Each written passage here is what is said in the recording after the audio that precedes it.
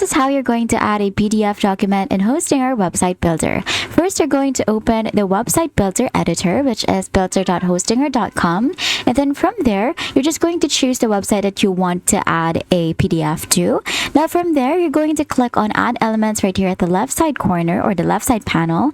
Click on Add Elements, and then we're going to add a button right here. So we can just drag it over to our page, or you can also just click it and then reposition it on your page. So for example, we want to add a download button right here for a PDF document. I'm just going to resize this to fit the design of our page. And then from there, we're going to click on Edit PDF or Edit button. So I'm just going to click on Edit button right here at the top, and then from there you're going to make sure that on the link to section you're going to choose file download instead of page. Now from here you're just going to click on select file to add a document that you want to add. So you're going to click on upload files right here, and then I'm just going to click on downloads, and then for example I want to add this one. I'm going to click on open. I'm going to wait for this to be uploaded to our website, and then we're just going to choose this one to be added.